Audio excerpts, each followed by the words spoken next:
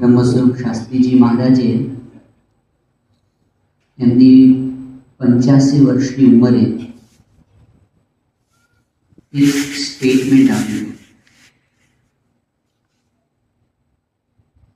એ એક સ્ટેટમેન્ટ એવું છે કે જો એના ઉપર કોઈ ઊંડાણથી વિચાર કરે તો શાસ્ત્રીજી મહારાજ આ લોકના પુરુષ નહોતા એવું એને દ્રઢપણે મનાઈ જાય. શાસ્ત્રીજી મહારાજે એ વાક્યની અંદર એવું કહ્યું કે મેં મારા જીવનની અંદર એક પણ કામ એવું કર્યું નથી કે મારે ક્યારેય પસ્તાવવું પડે. હવે જ્યારે આપણે આપણી જાતને સરખાવીએ ત્યારે ખબર પડે. લગભગ એક દિવસ ખાલી ન જાય. સવારે ઉઠીએ પછી પહેલો પસ્તાવો થાય, થોડોક વહેલા ઉઠ્યા હોત તો સારું. બોલ્યા પછી એમ થાય કે ન બોલ્યા હોત તો સારું. કેટલીક વખત ન બોલ્યા પછી એમ થાય કે બોલ્યા હોત તો સારું. જમ્યા પછી એમ થાય કે જરા માપનું જમ્યા હોત તો સારું. કેટલી બધી વખત આપણે જીવનમાં જે કર્યું હોય પછી આપણને લાગે કે આ કરવા જેવું નહોતું, અને ન કર્યું પછી એમ થાય કે કરવા જેવું. મહાપુરુષો પણ આમાંથી જ પસાર થયા છે ને. ભૂલો કરે, પાછા એમાંથી પોતાની જાતને સુધારે, એમાંથી આગળ વધે, એમ કરતા કરતા જ. પણ જે સત્પુરુષે પોતાના જીવનમાં એક પણ પ્રસંગ એવો ન હોય કે એમને ક્યારે પસ્તાવું ન પડ્યું. એમના જીવનના સિદ્ધાંતો કેટલા સ્પષ્ટ હોય, એમના જીવનના સિદ્ધાંતો કેટલા સાચા હોય, ત્યારે એને પસ્તાવાનો વારો આવે. આજે આપણે શાસ્ત્રીજી મહારાજના જીવનનો એટલા માટે અભ્યાસ કરવો જોઈએ કારણ કે આપણે પણ એવું શીખવા માંગીએ છીએ કે આપણે એવું જીવન જીવીએ કે પાછળથી આપણે પસ્તાવો ન પડે. એવી ઉચ્ચ પ્રકારની પ્રેરણાઓ એમના જીવનમાંથી આપણને મળે છે. એમાં હમણાં જે વિષય ચાલે છે એ શાસ્ત્રીજી મહારાજે એક નિર્ણય જે એમણે કર્યો પોતાના જીવનમાં, ભગતજી મહારાજને પોતાના ગુરુ તરીકે એમને સ્થાપ્યા. 18 વર્ષની ઉંમર હતી શાસ્ત્રીજી મહારાજની. દીક્ષા લીધી અને હજી 1 વર્ષ પૂરું થયું નહોતું. શાસ્ત્રીજી મહારાજ સુરતની અંદર હતા. સુરત મંદિરના મહંત વિજ્ઞાનાનંદ સ્વામિનારાયણ ભગવાનના વખતમાં મહારાજ સાથે 12 વર્ષ રહેલા. અને વિદ્વત્તા પણ એવી હતી, સાધુતા પણ એવી હતી. બધાના માટે ખૂબ આદરણીય એવા કે નંદ પંક્તિના સંત વિજ્ઞાનાનંદ સ્વામી, અને એમના ખૂબ જ પ્રિય અને અગ્રગણ્ય શિષ્ય આ યજ્ઞ પુરુષ દાસજી. સુરતની અંદર સમય આવ્યો હતો ઘનશ્યામ મહારાજની મૂર્તિ પ્રતિષ્ઠાનો, અને એ પ્રતિષ્ઠા ઉત્સવ નિમિત્તે આખા સત્સંગમાંથી મોટા મોટા સદગુરુ આવ્યા હતા. આચાર્યશ્રી પોતે પણ આવ્યા હતા. અને એ સમયની અંદર ભગતજી મહારાજ પણ પધાર્યા હતા. આ પૂર્વે ક્યારે શાસ્ત્રીજી મહારાજ એમને મળ્યા નહોતા. આ બાજુ સમયો ચાલતો હતો એટલે બધી જ જવાબદારી મંડળના મુખ્ય સંત તરીકે યજ્ઞ પુરુષ દાસજી પોતે નિભાવતા હતા. એટલે એટલી બધી દોડાદોડી એમને હોય. પણ એ પરિસ્થિતિની અંદર એમણે એક વખત ભગતજી મહારાજને રંગમંડપમાં બેઠા બેઠા કથા કરતા જોયા. આજુબાજુ 5-7-10 હરિભક્તો અને 1-2 સંતો બેઠા હશે, અને ભગતજી મહારાજ હાથીની ઝૂલ સીવતા જાય અને બધાની સામે જોઈને વાતો કરતા જાય. આ પહેલા દર્શન ભગતજી મહારાજ. શાસ્ત્રીજી મહારાજ એમને તો અનાદિનું એ નિયત હતું, એ તો એક જ તત્વ હતા. પણ આ લોકની રીતે જોઈએ તો એ પહેલું આકર્ષણ હતું, પહેલો પ્રેમ હતો, એ ઉભા જ રહી ગયા. જોયા કરે ભગતજી મહારાજને મુગ્ધ દ્રષ્ટિથી. ભગતજી મહારાજ શાસ્ત્રીજી મહારાજના મનનો ભાવ કળી ગયા. કારણ કે જોતા હતા કે આ જ્યારે પેલા ટેભા લે છે ત્યારે બધાને વાત કરવા માટે આંખોથી આંખો મેળવીને વાતો કઈ રીતે કરી શકે છે? ભગતજી મહારાજે એ વખતે કીધું કે સાધુરામ, જીવ પ્રાણી માત્રને 2 લોચન હોય છે. વિદ્યાવાળાને 3 હોય છે, ધર્મવાળાને 7 લોચન હોય છે, અને જ્ઞાનીને તો અનંત લોચન હોય છે. હું તો હાથથી પણ દેખું છું, પગથી પણ દેખું છું, બરડેથી પણ દેખું છું. શાસ્ત્રીજી મહારાજનું અંતર પકડી અને ભગતજી મહારાજે આ વાત કરી અને શાસ્ત્રીજી મહારાજ ભગતજી મહારાજની નજીક ખેંચાયા અને એ જ વખતે એમણે મનોમન ભગતજીને ગુરુ કરી દીધા. આજે એમણે નિર્ણય લીધો હતો ને ભગતજી મહારાજને ગુરુ કરવાનો, ત્યારે તો આપણે સિંહાસન પર ભગતજી મહારાજની મૂર્તિના દર્શન કરીએ છીએ. આજે આપણે મંદિરોની અંદર સુવર્ણ સિંહાસનમાં ભગતજી મહારાજને પધરાવ્યા છે, પણ હકીકતમાં આજે ભગતજી મહારાજ આખા વિશ્વભરના 1000થી વધારે મંદિરોમાં, એ લંડનનું મંદિર હોય કે રોમેન્સવિલનું અક્ષરધામ હોય કે અબુધાબીનું, દુનિયાના કોઈ પણ મંદિરો હોય એની અંદર ભગતજી મહારાજ અત્યારે વિરાજમાન થયા છે. પરંતુ એ શાસ્ત્રીજી મહારાજની ગુરુ ભક્તિ છે એટલે આજે આ બધા સિંહાસનોમાં વિરાજમાન થયા છે. પણ એ વખતે જો આપણે પરિસ્થિતિનો વિચાર કરીએ તો ખ્યાલ આવે કે વર્ણ અને આશ્રમ એની જે મર્યાદાઓ હતી, વર્ણાશ્રમને લીધે એના જે બંધનો હતા, એની જે વાડ હતી એ બહુ જબરી વાડો હતી અને એ સમાજના લોહીમાં એટલું બધું ઊંડે સુધી ઘૂસી ગયું હતું કે એની બહાર કોઈ જાય તો એ સમાજમાંથી ફેંકાઈ જાય. આજે સંત સમુદાયની વચ્ચે શાસ્ત્રીજી મહારાજ રહ્યા હતા. ભગતજી મહારાજ વર્ણની દ્રષ્ટિએ અને આશ્રમની દ્રષ્ટિએ, બંને દ્રષ્ટિએ લોકો એમને સામાન્ય ગણતા. કારણ કે વર્ણની દ્રષ્ટિએ જુઓ તો એ પોતે એક તો આશ્રમની દ્રષ્ટિએ ગૃહસ્થાશ્રમી હતા, એટલે ત્યાગી હોય એ તો એના કરતાં ઊંચા કહેવાય. અને વર્ણની રીતે જોઈએ તો 4 વર્ણની અંદર છેલ્લા કેટેગરીમાં પોતે આવે. હવે એમને કઈ રીતે ગુરુ તરીકે સ્વીકારવા? બીજું વ્યવહારિક રીતે જોઈએ તો ભગતજી મહારાજ પાસે એવી કોઈ સત્તા તો હતી નહીં. નોર્મલી લોકો એવું હોય છે કે આજે કાંઈ ન હોય પણ કાલે જો મિનિસ્ટર થઈ જાય તો લોકો એની પાછળ ફરવા માટે. ભગતજી મહારાજ પાસે એવી કોઈ સત્તા જ નથી.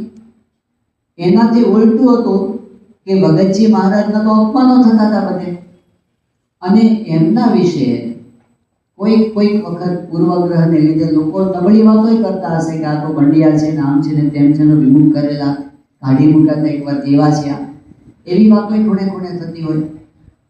શાસ્ત્રીજી મહારાજ આ બધા આવરણોને તોડી અને ભગતજી મહારાજના શિષ્ય બન્યા. અને એ જ ક્ષણથી શાસ્ત્રીજી મહારાજના જીવનમાં એક નવો મોડ આવ્યો છે. પછીનું આખું જીવન 19 વર્ષની ઉંમરથી શરૂ કરી અને 86 વર્ષની ઉંમર સુધી શાસ્ત્રીજી મહારાજ આ પૃથ્વી ઉપર રહ્યા. ત્યાં સુધી એમના હૃદયની અંદર મહારાજ અને સ્વામી સાથે જો કોઈનું સ્થાન હંમેશા રહ્યું હોય કેન્દ્રમાં, તો ભગતજી મહારાજ.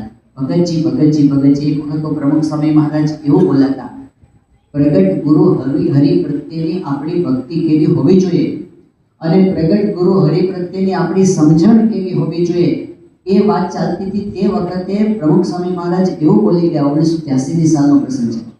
સ્વામી કહે કે શાસ્ત્રીજી મહારાજ વડતાલમાંથી બહાર નીકળ્યા હતા, અક્ષર પુરુષોત્તમ સિદ્ધાંત માટે બહાર નીકળ્યા, અને મહારાજની સાથે ગુણાતીતાનંદ સ્વામીને મધ્યખંડમાં પધરાવવા માટે બહાર નીકળ્યા હતા. છતાં પણ પોતે ગુણાતીત નતા કરતા, ભગતજી કરતા હતા. એમ પ્રગટનું ધ્યાન કર્યું. એમને ભક્તિ ભગતજીની જ કરી છે. મહારાજ સ્વામી એ તો ભગતજી સ્વરૂપે મને મળી ગયા છે. એ રીતે એમણે આખું જીવન ભક્તિ કરી છે. કઈ રીતે આપણને એ જોવા મળે છે? સૌથી પહેલું તો આપણને દેખાય છે કે ભગતજી મહારાજ પ્રત્યેનો એમનો પ્રેમ, ભગતજી મહારાજના દર્શનની ઝંખના, ભગતજી મહારાજનો સમાગમ કરવા માટેની તાલાવેલી. એ વખતે આમ જુઓ તો એ બહુ અઘરી વાત હતી, કારણ કે ભગતજી મહારાજ મહુવા રહે, શાસ્ત્રીજી મહારાજ વડતાલના સંત કહેવાય, અને જ્યાં સુધી ઉપરથી ચિઠ્ઠી ન આવે, આદેશ ન આવે, ત્યાં સુધી મંડળ ક્યાંય જઈ શકે નહીં. અને ભગતજી મહારાજે પણ એવું રાખ્યું હતું કે જ્યાં સુધી આચાર્યનો કાગળ ના આવે ત્યાં સુધી એ કોઈ સમયમાં પણ જાય નહીં. હવે એ બધા સંજોગો ભેગા થાય ત્યારે ભગતજીનો યોગ થાય, તો ભગતજીના દર્શન થાય, એમનો સમાગમ થાય, એ માટેની ઝંખના શાસ્ત્રીજી મહારાજની પહેલા દિવસથી જોવા મળે છે. સુરતની અંદર આ સમયાની અંદર આખો દિવસ સેવા હોય અને રાત્રે એ ભગતજી મહારાજના આસને પહોંચી જાય. અને ભગતજી મહારાજની રીત એવી હતી, રાતના એમની કથા શરૂ થાય તો 12 પણ વાગે ને 1 પણ વાગે અને 2 પણ વાગે. જ્યારે ભગતજી મહારાજ મોડી રાત્રે એમની વાતો પૂરી કરે પછી શાસ્ત્રીજી મહારાજ પોતાના આસને જાય અને પછી શું કરે, એમના જોડિયા સાધુ રામરતનદાસ એને જગાડે. રામરતનદાસની ધન્યવાદ છે. શાસ્ત્રીજી મહારાજ એને જગાડી અને રિપીટ કરે બધું કે ભગતજી મહારાજે આજે શું વાત કરી એ એની પાસે રિપીટ કરે. પહેલા એ અડધી રાત્રે ઉઠે સાંભળવા માટે એ મોટી વાત કહેવાય. શાસ્ત્રીજી મહારાજને એવા સંબંધો હશે એટલે એને એ રિપીટ કરે આખી વાત અને પછી સુવે. તો એ દિવસથી એમને ઝંખના લાગી હતી ભગતજીના દર્શન માટેની. દોડીને શાસ્ત્રીજી મહારાજ છે મહુવા સુધી પહોંચતા. હવે આ જે એમણે ભગતજીનો સમાગમ કરવા માટેનો નિર્ણય લીધો ને, એ સામાન્ય નિર્ણય કરતા જુદો નિર્ણય છે. કોઈ સામાન્ય વ્યક્તિ કરી ન શકે એ વસ્તુ હતી. કારણ કે મહારાજનો સિદ્ધાંત તો છે કે સત્પુરુષ દ્વારા ભગવાનનું પ્રગટપણું છે, પણ ભગતજી મહારાજમાં એ ભગવાનનું પ્રગટપણું જોઈ અને ત્યાં સુધી દોડીને જવું, આ બાજુ જો સ્થૂળ રીતે આપણે વિચાર કરીએ તો વડતાલ એ તો મહારાજનું પોતાના હાથે બનાવેલું મંદિર, મહારાજનું પોતાનું બનાવેલું મંદિર. મહુવાની અંદર કઈ મહારાજે પોતાનું મંદિર બનાવ્યું નહોતું. એટલે મહારાજના વખત પછીથી મંદિર બન્યું હતું હરિમંદિર, પણ શ્રીજી મહારાજના હાથે પ્રતિષ્ઠિત મંદિર નહોતું. વડતાલમાં તો મહારાજના હાથે પ્રતિષ્ઠિત મંદિર. વડતાલની અંદર આચાર્ય મહારાજ એ પોતે હતા. મહુવામાં કોઈ આચાર્યશ્રીની પરંપરા ત્યાં તો હતી નહીં. વડતાલની અંદર બધા પ્રસાદીના સ્થાનો, તમે ગોમતી તળાવ જાઓ કે જ્ઞાનબાગ જાઓ, અક્ષર ભુવન જુઓ કે મહારાજે 300 વર્ષ પીરસી હોય એવી હવેલી જુઓ, આ બધું વડતાલમાં હતું. મહુવાની અંદર કાંઈ નહોતું. છતાં પણ શાસ્ત્રીજી મહારાજ વડતાલથી દોડીને મહુવા જતા હતા. ખાલી એક જ કારણ, વડતાલમાં મહારાજની મૂર્તિ હતી, પણ એ મહારાજ હરતા ફરતા આ ભગતજી મહારાજમાં છે એમ એ પોતે સાક્ષાત જોતા હતા અને એટલે દોડીને મહુવા એમનો સમાગમ કરવા જતા. એમના જે ભગતજી મહારાજ પરના પત્રો આપણે જ્યારે વાંચીએ ત્યારે આપણા હૃદયને એકદમ લાવિત કરી દે એવા છે. શાસ્ત્રીજી મહારાજ ભગતજી મહારાજ પાસે જ્યારે એમના સમાગમ માટે પ્રાર્થના કરતા હોય, વિનંતી કરતા હોય, ત્યારે એટલા બધા એમના આધીન થઈને પોતે વિનંતી કરતા હોય. આ શાસ્ત્રીજી મહારાજના વ્યક્તિત્વ સાથે આમ મેચ થયો આપણને ન લાગે. કારણ કે આમ જ્યારે શાસ્ત્રીમાંનો ફોટોગ્રાફ પણ આપણે જોઈએ ત્યારે શું દેખાય? એકદમ એમની ખુમારી દેખાય, એમનું તેજ દેખાય, એમની આંખોમાં આંખો પરોવીને કોઈ જોઈ શકે નહીં એવું શાસ્ત્રીજી મહારાજનું પ્રતાપી વ્યક્તિત્વ દેખાય. અને રૂજી જાય માણસ જો સામે જુએ તો એવા શાસ્ત્રીજી મહારાજ. અને પહેલેથી બાળપણથી, હમણાં કેટલાક બાળપણના પ્રસંગો આપણે જોયા, પણ એ વખતે જ્યારે મેળાઓમાં હતા અને જ્યારે મહુવા પરે ત્યાં વડતાલ પોતે જતા દર્શન કરવા માટે શાસ્ત્રીજી મહારાજ, એ વખતે એમની તેજસ્વીતા જોઈ અને વડતાલના જે કાંઈ કારભારી હોય કે ત્યાંના મોટા સદગુરુ હોય, બધાને એમ થતું કે આ છોકરો આપણી સાથે રહેતો સારું. એમાં ગોવર્ધનભાઈ કોઠારી જે વડતાલના મુખ્ય સત્તાધીશ કહેવાય, અને 5 આચાર્યની પેઢી પસાર થઈ ગઈ. 5 આચાર્યની પેઢી. આચાર્ય રઘુવીરજી મહારાજ, પછી આચાર્ય ભગવત પ્રસાદજી મહારાજ, પછી આચાર્ય બિહારીલાલજી મહારાજ, પછી આચાર્ય લક્ષ્મી પ્રસાદજી મહારાજ અને શ્રીપતિ પ્રસાદજી. 5 આચાર્યની પેઢી સુધી ગોવર્ધનભાઈ કોઠારી આખી વડતાલ સંસ્થા ચલાવતા હતા. અને ખાલી વહીવટ નહીં પણ જીવન પણ એમનું એવું હતું ગોવર્ધનભાઈ કોઠારીનું કે મોટા સંતો પણ એમનું માને. હવે એવા ગોવર્ધનભાઈ કોઠારી એમના જમણા હાથ જેવા કોઠારી બેચર ભગત, એટલે ગોરધનભાઈ કોઠારીનો પાવર આવો હોય તો સેક્રેટરીનો પાવર કે ઓછો હોય, એવા કોઠારી બેચર ભગત. હવે એમણે આ ડુંગર ભગતને જોયા અને એને કીધું કે છોકરા તારું કયું ગામ?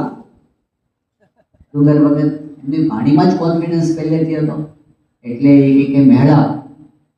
કે મથુરાનો ભાઈ કે હા. બેચર ભગતે એક એમની સામે એક ઓફર મૂકી, મારી સાથે કોઠારમાં સેવામાં રહેવું છે. હવે આ જે ઓફર મળી ને એ બહુ મોટી ઓફર કહેવાય. કોઠારીની ઓફિસની અંદર તમને એન્ટ્રી મળે અને આટલી નાની ઉંમરની અંદર. તો ડુંગર ભગતે બહુ સ્પષ્ટ જવાબ આપ્યો કે મારે તો સાધુ થવું છે પણ પાર્ષદ ભેગા રહેવું નથી. આવું કીધું ને એટલે બેચર ભગતને થોડુંક આમ લાગી આવ્યું. એટલે એમણે ઉપદેશ આપ્યો કે છોકરા ઉપરથી સાધુ થવાનું છે, અંતરથી સાધુ થવાનું છે. આવું કીધું ને એટલે ડુંગર ભગતે આખા એમને જોયા, નીચેથી ઉપર સુધી બેચર ભગતને. એમના એકદમ પેલા શું કહે બદલાની પાંખ જેવા ધોળા કપડાં અને આમ બરાબર આમ વ્યવસ્થિત ટીપ ટોપ એમનો દેખાવ ને બધું જોઈ ડુંગર ભગત કે તમે પેલા અંતરથી સાધુ થાવ પછી મને કહેજો. અને આવું કીધું ને પેલા એકદમ બેચર ભગત કાંઈ બોલી શક્યા નહીં. તો એટલા સ્પષ્ટ વક્તા હતા, કોઈની શહેમાં દબાય એ શાસ્ત્રીજી મહારાજના જીવનમાં આવે જ નહીં, કોઈની મોહબતમાં લેવાય નહીં. સારંગપુર મંદિરના નિર્માણ વખતે એમણે જો પેલા લીમડીના કાકા સાહેબને પણ કહી દીધું હોય આ મુંડાયું છે અક્ષર પુરુષોત્તમ માટે મુંડાયું છે, બીક નથી એમને કોઈની. ગોરધનભાઈ કોઠારીની ઓફર પણ હતી, એમણે કીધું મારે તમારે નમ્રતાથી કીધું કે મારે તમારી સાથે નથી રહેવું. અને આચાર્યશ્રીએ જ્યારે કીધું બિહારીલાલજી મહારાજે કે તમે મારી સાથે રહો, ત્યારે ના પાડી દીધી. તો એટલા બધા સ્પષ્ટ હતા પોતે વક્તા, કોઈની પ્રતિભામાં આવી જાય, કોઈની મોહબતમાં લેવાઈ જાય, એ તો શાસ્ત્રીજી મહારાજના જીવનમાં ક્યારેય બને નહીં. આપણે એમની વિડીયો જોઈએ ને, ભગત શાસ્ત્રીજી મહારાજને કોઈ સ્નાન કરાવવા માટે આવે તો તે વખતે એમ જેમ છણકો કરીને કાઢી મૂકે છે, એની એક ક્લિપ્સ આપણે વિડીયોમાં જોવા મળે છે. પણ બહુ જ પ્રતાપી, બહુ જ ઐશ્વર્યવાન, બહુ જ સમર્થ અને બહુ જ દ્રઢ પોતાના નિર્ણયમાં મક્કમ શાસ્ત્રીજી મહારાજ. પણ ભગતજી મહારાજને જ્યારે પત્ર લખે અને એમની પાસે જ્યારે ઉભા રહે ને ત્યારે સાવ બાળક થઈને જાણે એમને આધીન થઈને વર્તતા હોય ને એવા શાસ્ત્રીજી મહારાજ દેખાય. તો ભગતજી માને પત્રમાં શું લખે છે, થોડાક પત્રો જે આપણને અત્યારે અવેલેબલ થાય છે, લિખિતન શાસ્ત્રી યજ્ઞ પુરુષ દાસજી ગ્રંથમાં નોંધાયેલા છે. આ પત્ર કેવું છે, શાસ્ત્રીજી મહારાજ અને ભગતજી મહારાજ વચ્ચેનો અંગત વાર્તાલાપ જેવો આપણે સમજીએ.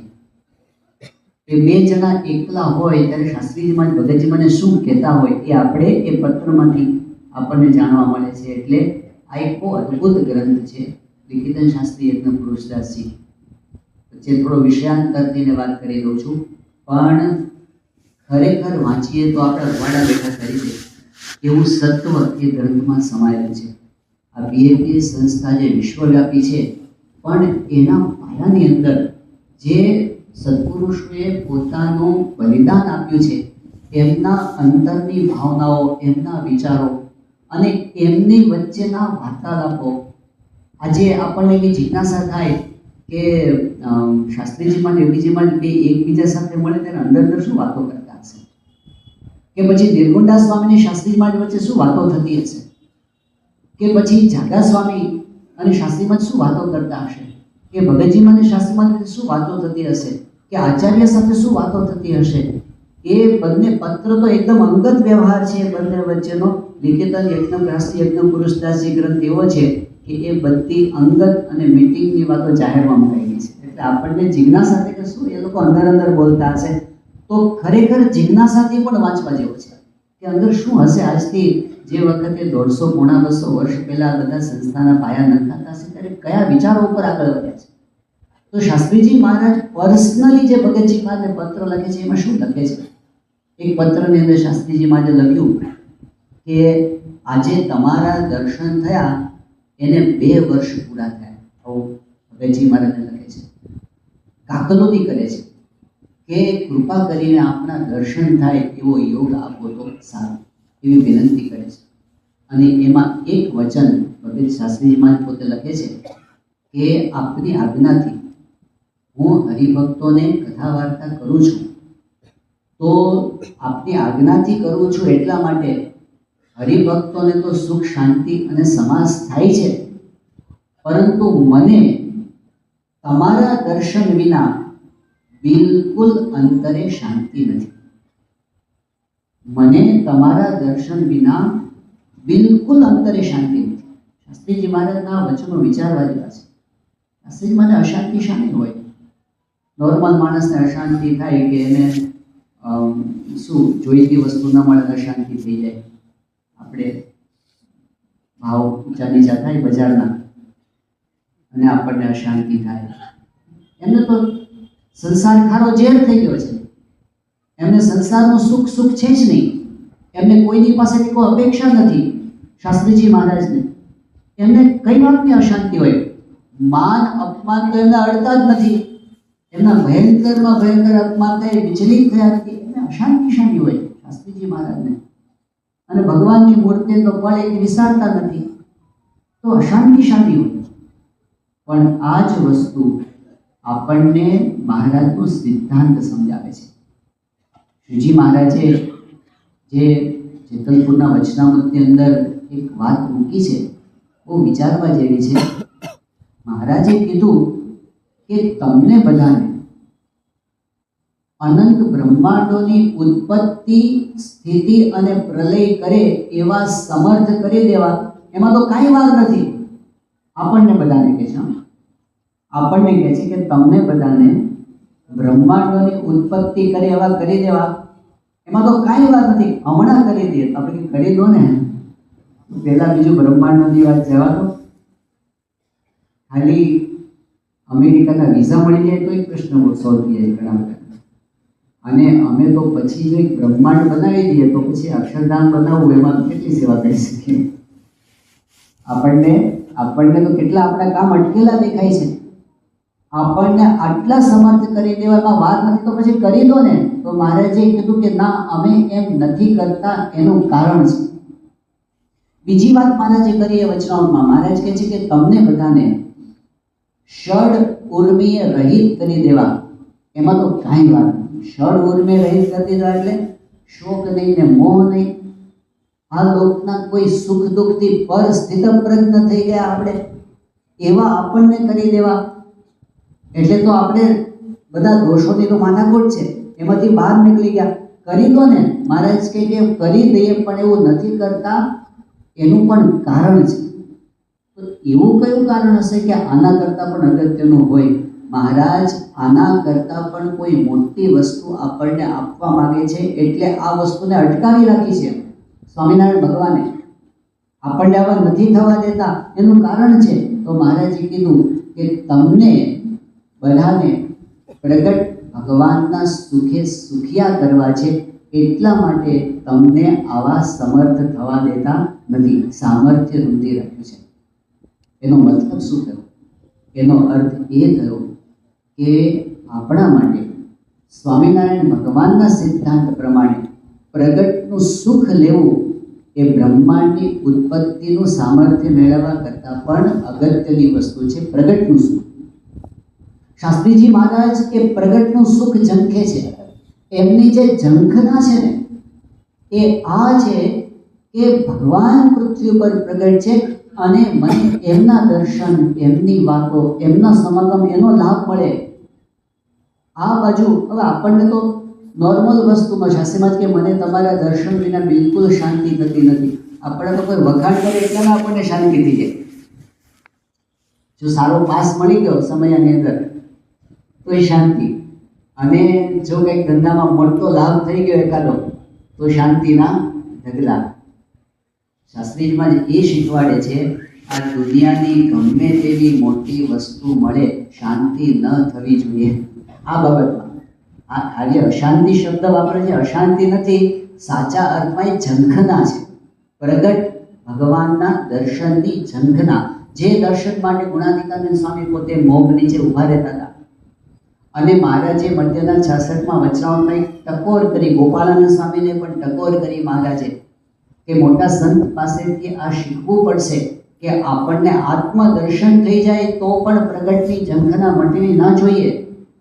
એ શીખવવા માટે મહારાજ ગુણાતીતને આ પૃથ્વી પર લઈ આવ્યા છે. પ્રગટની ભક્તિ કઈ રીતે થાય એ સમજાવવા માટે શાસ્ત્રીજી મહારાજ એ શીખવાડે છે. એ પત્ર અંદર ભગતજી મહારાજ કહે છે, તમારા દર્શન વિના બિલકુલ અંતરે શાંતિ નથી. શાસ્ત્રીજી મહારાજ એ ગીત કે એમની પાછળ દોડતા. મહેમદાબાદમાં શાસ્ત્રીજી મહારાજ હતા અને ભગતજી મહારાજ અમદાવાદની અંદર રોકાયા હતા 1 મહિનો. શ્રાવણ માસના દિવસો હતા. શાસ્ત્રીજી મહારાજ રોજ મહેમદાબાદમાં એક હરિભક્તને તૈયાર કરે કે તમે ભગતજીના દર્શને જાઓ. સવારે જવાનું, સાંજે પાછા આવવાનું. તો સવારે એમને સ્ટેશન પર મૂકવા માટે જાય, હરિભક્તને મૂકવા માટે જાય શાસ્ત્રી મહારાજ. છેક સુધી ભગતજીના મહિમાની વાતો કરે. પેલા હરિભક્ત ટ્રેનમાં જાય, અમદાવાદ જાય, આખો દિવસ સત્સંગનો લાભ લે ભગતજી મહારાજનો, અને જ્યારે પાછા આવે સાંજના સ્ટેશન પર ઉતરે ત્યારે શાસ્ત્રીજી મહારાજ એને લેવા માટે આવે, પેલા હરિભક્તને લેવા માટે.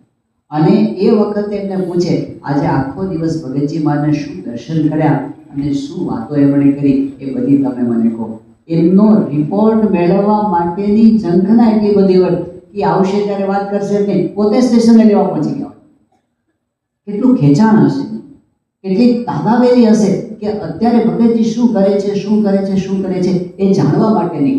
તો આ પ્રગટની ઝંખના આપણને શાસ્ત્રીજી મહારાજે શીખવી કે ગુરુના દર્શનની ઝંખના કેવી હોવી જોઈએ, ગુરુ પ્રત્યેના ભાવો કેવા હોવા જોઈએ. શાસ્ત્રીજી મહારાજના જ્યારે આ બધા વચનો અને એમની ક્રિયાઓને એમનું વલણ જોઈએ ને ત્યારે બહુ સ્પષ્ટ દેખાય કે ભગતજી મહારાજને મનુષ્ય રૂપે દેખતા જ નહીં, એ સાક્ષાત મહારાજ જ આ સ્વરૂપે દર્શન આપે છે એ રીતે જ જોતા હતા. અને એટલે તમને જો એમને સંકલ્પો કેવા થાય કે કોઈ જગ્યાએ એમને પેલી દાડમ પેલી શું કહેવાય કે મોગરાની કળીનો હાર મળે તો એને વિચાર આવે આ મારે ભગતજી મહારાજને આપવો છે. કોઈ જગ્યાએ એમને તુંબડી સારી દેખાય, આ તુંબડી મારે ભગતજી મહારાજ માટે લઈ જવી છે. કોઈ જગ્યાએ એલાયચી મળી જાય એમને એવો વિચાર આવે આ એલાયચીમાંથી મારે ભગતજી મહારાજને પૂરણપોળી બનાવીને જમાડવી છે.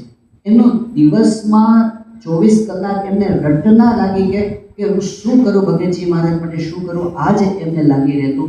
એટલે એક તો એમણે ગુરુ ભક્તિની રીત એ શીખવાડી કે આપણે શાસ્ત્રોની અંદર તો ઘણી વાતો લખી હશે કે ગુરુ સાક્ષાત પરમ બ્રહ્મ તસ્મૈ શ્રી ગુરુવે નમઃ, કે પછી ઘણી જગ્યાએ લખ્યું કે યસ્ય દેવે પરા ભક્તિર યથા દેવે તથા ગુરુ તસ્ય તે કથિતાય અર્થા પ્રકાશંતે મહાત્મના. ઘણી વસ્તુ શાસ્ત્રમાં લખી છે કે ગુરુને ભગવાન જાણવા, પણ ગુરુને ભગવાન જાણવા એટલે શું શાસ્ત્રીજી મહારાજ આપણને શીખવાડે છે.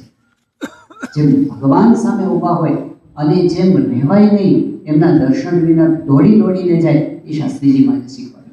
બીજી વસ્તુ, દર્શનની તાલાવેલી, એમના પ્રત્યેનો હેત, એમના માટે કરવાની ભાવના એ તો બરાબર, પણ ગુરુની મરજીમાં પોતાના અસ્તિત્વને ઉગાડી દેવું શાસ્ત્રીજી મહારાજે એ કરી બતાવ્યું.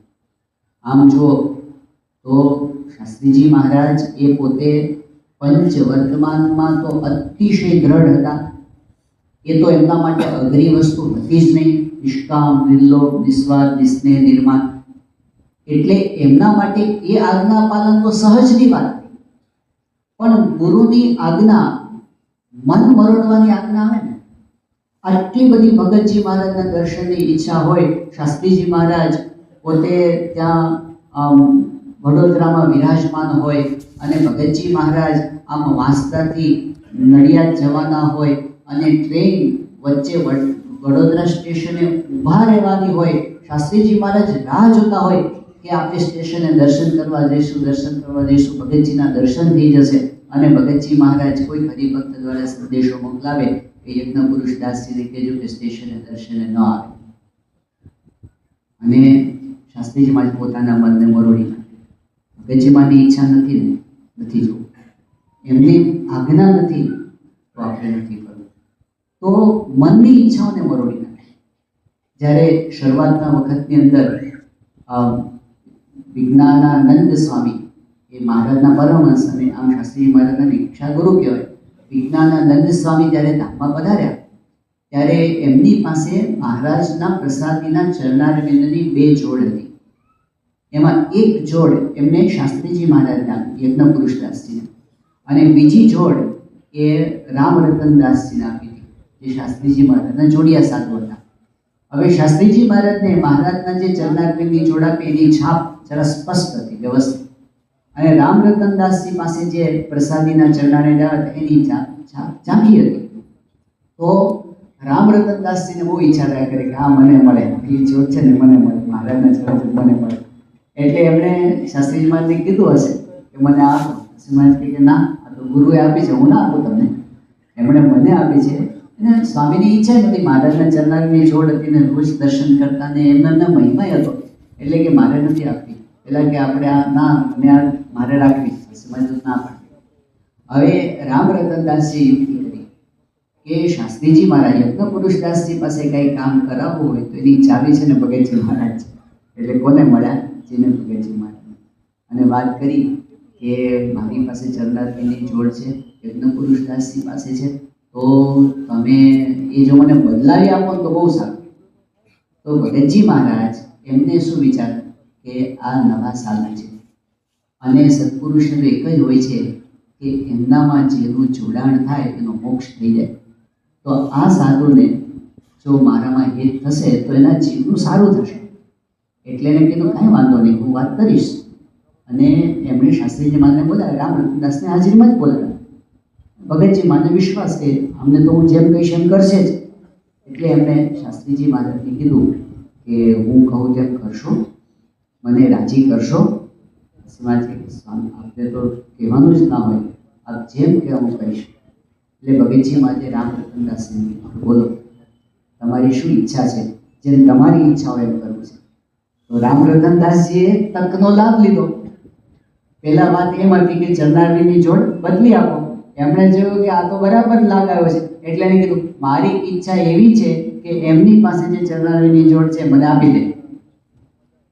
આવું કીધું એટલે ભગતજી મહારાજ કે આપણે આપી દેવાની વાત ક્યાં થઈ, બદલવાની વાત થઈ. એટલે ભગતજી મહારાજ કંઈ બોલ્યા નહીં. અને શાસ્ત્રીજી મહારાજે જોયું, એમણે કીધું ભગતજી મહારાજને કે આપના મુખેથી વચન નીકળી ગયું છે ને કે આપ જો એમ કહો એમ કહ્યું છે, મારે તમારું વચન હેઠું પડવા દેવું નથી. લો આ ચરણાર્વીની જોડા. અને એમણે આપી દીધું. ભગતજી મહારાજનું વચન હેઠું ન પડે એટલા માટે, હા એમની ઈચ્છા તો હતી કે મારે રાખવી છે, પણ જ્યારે એમ છે કે ભગતજી મહારાજનું વચન એ કોઈ પણ પ્રસાદીની વસ્તુ કરતાં મારા માટે અધિક છે, એમનું વચન હેઠું પડવા દેવું નથી. અને એ ન્યાય લાગે, અન્યાય લાગે, સામેવાળા વ્યક્તિ આપણો ગેરલાભ ઉઠાવતો લાગે. નોર્મલી આપણને આવું થાય કે જ્યારે આપણે કોઈ આપણને ધારો કે ધંધો કરતા હોય અને કોઈ ઉપરથી આપણા પર કેવડાવે, સંતો દ્વારા કેવડાવે કે તમે ભાઈ આનો જવાબ દો, તો આપ ડબલ ગુસ્સો આવે કે એ શું સમજે છે મનમાં, જા હવે તો હું તને નહીં જાઉં, કોકના દ્વારા તું પ્રેશર કરાવે છે મારા ઉપર, તો નહીં જાય, એવું થઈ જાય આપણા મનમાં. પણ શાસ્ત્રીજી મહારાજે જરામાં પછી પણ રામરતનદાસજી ધામમાં ગયા ત્યાં સુધી શાસ્ત્રીજી મહારાજની સાથે સાથે જ રહ્યા છે. એટલે એને આંટી નથી રાખી કે આણે મારું બગાડ્યું છે કે આમને મારી સાથે આવું કર્યું છે. ગુરુ ભગતજી મહારાજનું વચન. વડતાલની અંદર શાસ્ત્રીજી મહારાજ હતા, એમણે દીક્ષા લીધી પછીના 5 વર્ષ પછીનો જ આ પ્રસંગ છે. હજી તો એમની ઉંમર 23-24 વર્ષની, 22-23 વર્ષની ઉંમર છે. પણ શાસ્ત્રીજી મહારાજે ભગતજી મહારાજનો એકવાર મહિમા સમજી લીધો છે ને, પછીથી એમનાથી રહેવાતું જ નહોતું. જ્યાં જાય ત્યાં ભગતજીના મહિમાની વાતો, ભગતજીના મહિમાનું પ્રવર્તન. એમાં થોડુંક એને લીધે સંત સમુદાય અને અમુક લોકો હતા એમને અણગમોય થવા માંડ્યો. તે વખતે ત્યાં વડતાલની અંદર કેટલાક લોકો ભેગા થયા હતા અને એમણે આ 5, 10, 15 માણસો ઊભા હોય એની વચમાં શાસ્ત્રીજી મહારાજને પૂછ્યું કે તમે આ સત્સંગમાં કોને ગુરુ માન્યા છે? આવું પૂછવાનો મતલબ શું હતો જાહેરમાં? કે ભગતજી મહારાજને ગુરુ તરીકે બોલવા, એક ત્યાગી પોતે બોલે એ શરમ આવે ને એમના મોઢે બોલાવવું કે તમે કોને ગુરુ માન્યા છે, બોલો તો ખરા. શાસ્ત્રીજી મહારાજે એકદમ ખુમારીથી બોલ્યા, અમે જેને ગુરુ કર્યા છે ને એમને તો આખો સત્સંગ જાણે છે. અરે પણ બોલો તો ખરા, નામ તો બોલો.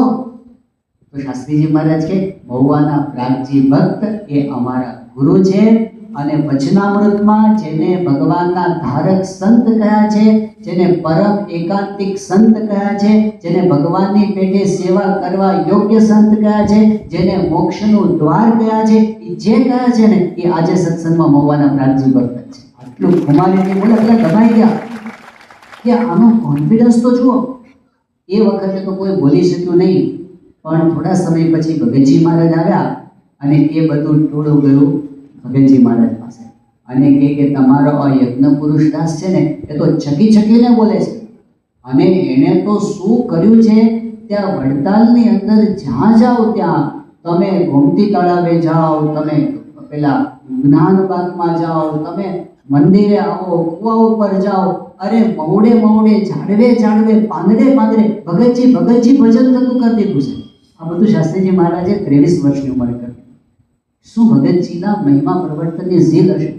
પણ એને ફરિયાદના ટોનમાં કીધું કે આ શાસ્ત્રી તો છકી છકીને બોલે છે કે અમારા ગુરુ તો વચનામાં જે કીધા એ જ છે, આવું તો કંઈ બોલાતું હશે એમ ભગતજી મહારાજ પાસે બધાએ બોલ્યા. ભગતજી મહારાજે કીધું ના ના તો બહુ આવું ન કરાય, તો તમે એને સમજાવજો, નહીંતર તો આ તો આમને આમ છકી છકીને આગળ વધી જશે. ભગતજી મહારાજ કે સારું મને વાત કરીશ. ભગતજી મહારાજે શાસ્ત્રીજી મહારાજને કીધું કે તમે જેમની સામે છકીને બોલ્યા છો, જાઓ એ બધાના આસને આસને જઈ અને તરણું લઈ અને માફી માંગી લો. હવે કેટલું અઘરું કહેવાય. આ બધા ભગતજી મહારાજને કહી શક્યા હોત કે આ બધા ખોટા માણસો છે, આની સામે માફી માંગવાની મારે. શાસ્ત્રી મારે એક શબ્દ બોલ્યા નહીં. ભગતજીનું વચન છે ને, એમને ખબર હતી કે 2-5 દિવસ પહેલા એની સામે આટલા પાવરથી બોલ્યા છે, હવે માફી માંગવા જઈશ આ તો ચરોતર છે. સ્ત્રીમાં બોલે કાં આવીને ના આવી એવું બોલે ને, એમને એમ ના લાગ્યું કે બધા કટાક્ષ કરશે.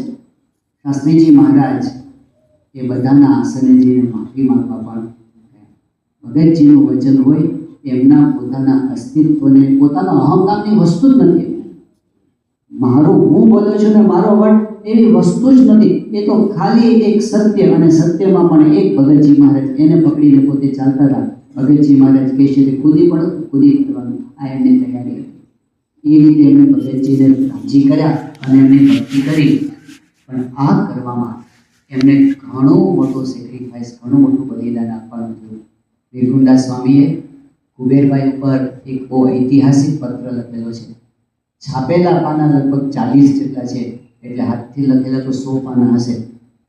એ પત્ર આમાં છપાયેલ આપણા ગ્રંથમાં. એ પત્રની અંદર નિર્ગુણદાસ સ્વામી શાસ્ત્રીજી મહારાજનું વૃત્તાંત જણાવે છે કે નાની ઉંમરની અંદર જ્યારે પોતે સાધુ થયા ત્યારે શાસ્ત્રીજી મહારાજ એવા વિદ્વાન, એવા વિચક્ષણ, એવા વ્યવહાર કુશળ, એવા પ્રતિભા સંપન્ન હતા કે બધાના માનીતા થઈ ગયા. અને આચાર્યથી માંડીને, કોઠારીથી માંડીને મોટા મોટા સદગુરુઓ બધાના લાડીલા થઈ ગયા. આ શરૂઆતના 1-2 વર્ષની વાત છે.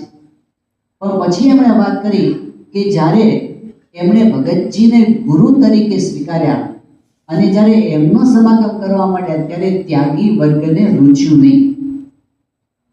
પછી કેટલાક હેતને પેટે શિખામણ આપતા, પણ આમણે ભગતજીને છોડ્યા નહીં. એટલે પછી નિર્ગુણદાસ સ્વામી લખે છે કે પછી ઠપકો આપતા તો પણ આણે ભગતજીને છોડ્યા નહીં.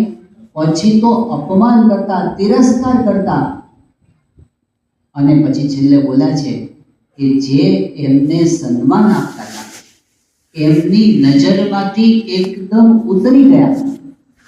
આ આપણેથી સહન ન થાય. બોલો, આજે આપણે સમુદાયમાં રહેતા હોઈએ અને ખાલી આપણી સામે જોવાનું લોકો બંધ કરી દે ને, અરે ઘરના સભ્યો બોલવાનું બંધ કરી દે ને, ગમે તેવો વટવાળો મૂછોવાળો હોય ને તમે ગીલા થઈ જાય મૂછના તો ઘરના 5 માણસો બોલે જ નહીં કોઈની હાથ. આજે 2000 ત્યાગીની વચ્ચે રહેવાનું શાસ્ત્રીજી મહારાજને, અને નજર ઉતરી ગઈ એટલે કે કોઈ એમની સામે જુએ નહીં, તિરસ્કાર કરે. મોટા મોટા જે પ્રસ્થાપિત લોકો હતા એ બધા શાસ્ત્રી માને એકદમ કોન્ફિડન્સ હતો, હું જે કરું છું એ બરાબર જ છે. એટલી પ્રતીતિ હશે એમને કે ભગતજી મહારાજ સાક્ષાત ભગવાનનું સ્વરૂપ છે. અત્યારે એમના દ્વારા જ મહારાજ પ્રગટ છે. તો નિર્ગુણદાસ સ્વામી લખે છે એકદમ નજર ઉતરી ગઈ અને આપણે એ ઇતિહાસ જાણીએ છીએ કે શાસ્ત્રીજી મહારાજ જેવા નિર્મળ સંત, જે કીડી જેવા જીવને ડૂબવે નહીં, જેના જીવનની અંદર વડનગર કોઠારી કે 2000 ત્યાગીમાં એના જેવો સ્ત્રી ધનનો ત્યાગી મેં જોયો નથી, એવું નક્કર સોના જેવું જેનું જીવન, એવા શાસ્ત્રીજી મહારાજને ભગવા ઉતારીને ધોળા પહેરાવી દેવામાં આવ્યા આ વાતાવરણમાં. એવું લાગ્યું એક વખત કે અસત્યનો જય થાય છે, વિજય થાય છે ને સત્ય હારે છે, એવી પરિસ્થિતિ આવીને ઊભી રહી. અને 2 વર્ષ સુધી શાસ્ત્રીજી મહારાજ એવી દશામાં રહ્યા છે. તમે વિચાર કરો કે આ ગઈકાલ સુધી ભગવામાં હોય, આજે ધોળામાં આવી જાય. હવે લોકોને તો બધાને કંઈ ખબર નથી, કેટલા જણને મોઢે આને શું પાપ કર્યું હશે, શું ભૂલ કરી હશે, શેનો દંડ થયો હશે, શેની સજા થઈ હશે. અને પાળાને તો કોઈ સાધુ જ ન ગણે, એ વખતની પ્રણાલિકા પ્રમાણે કોઈ સાધુ જ ન ગણે, એવા બનાવી રહ્યા. નહીં છોડીએ. જે દુઃખ થાય તે થાચોરે રૂડા સ્વામીને પૈસા ઊંચે બાંધી દીધા એની સળગાવો છો, અને મારો ક્ષણનો થાચોરે રૂડા સ્વામીને પૈસા પ્રગટ ભગવાન, પ્રગટ ગુરુહરિ એને ઓળખી લીધા પછી એમની ભક્તિ કેવી હોવી જોઈએ. આવી ભક્તિ તો બધા કરે છે કે આપણે ભક્તિ કરીએ તો દીકરા ન હોય તો દીકરા થઈ જાય, ભક્તિ કરીએ તો ધંધામાં ખોટ જતી હોય તો એ મટી જાય, ભક્તિ કરીએ તો આપણને સન્માન મળવા માંડે, સમાજમાં આપણી પ્રતિષ્ઠા વધે, શરીર સારું રહે, ભક્તિ કરીને આ બધું થવા માંડે. ભગવાન દયાળુ છે ને કરે છે, આવી ભક્તિ તો બધા જ કરે છે. પણ કે ભક્તિ કરશો અને રોજ 5 ખાસરા પડશે, હવે કરો ભક્તિ. એવી ગુરુ ભક્તિ, સદગુરુ કી ભક્તિ કરે જન સોય જાકે ધડ પર ના શીશ હોય. જેના માથા પર શીશ નો આ ભગતજી મહારાજ ગૌડાવતા, અને ભગતજી મહારાજ કહેતા કે મારો સમાગમ કરવો. વિકુંડા સ્વામી લેટરમાં લખ્યું છે, ભગતજી મહારાજ કે મારો સમાગમ કરવો કેવો કઠણ છે. તો એક ઉપમા આપી છે કે વાઘ હોય, વાઘ, અને એના કુલા ઉપર ભમરિયું મધ બેઠું હોય. ઉપમા જોજો, ભમરિયું મધ હોય ને એ નજીક જવાય નહીં. એ જો ભમરિયો કરડે ને તો બધી દશા બગાડી, એનું ઝેર એવું હોય છે. ભમરિયું મધ, અને પાછું બેઠું છે કઈ જગ્યાએ? વાઘના કુલે. હવે એને છંછેડવા જવાય, અને એમાંથી મધ કાઢવા માટે કોઈ જાય તો એ જીવતો રહે. ભગતજી મહારાજ કે મારો સમાગમ કરવો આટલો કઠણ છે. શાસ્ત્રીજી મહારાજે એ માથું મૂકીને ગુરુ ભગતજી મહારાજનો સમાગમ કર્યો. આપણા માટે એક આદર્શ સ્થાપિત કરી ગયા કે ગુરુ ભક્તિ કોને કહેવાય? પ્રગટ ગુરુ હરિને સેવા. શું કહેવાય? તો આજે પ્રગટ ગુરુ હરિ મહંત સ્વામી મહારાજ, એમના પ્રત્યે આપણને આવી જ નિષ્ઠા, આવો જ પ્રેમ અને આવું જ એમની આજ્ઞા મરજીમાં આપણું જીવન હોમી દેવું, એવી ભક્તિ આપણા સૌના હૃદયમાં પ્રાપ્ત થાય એવી આજના દિવસે આપણે શાસ્ત્રીજી મહારાજના ચરણોમાં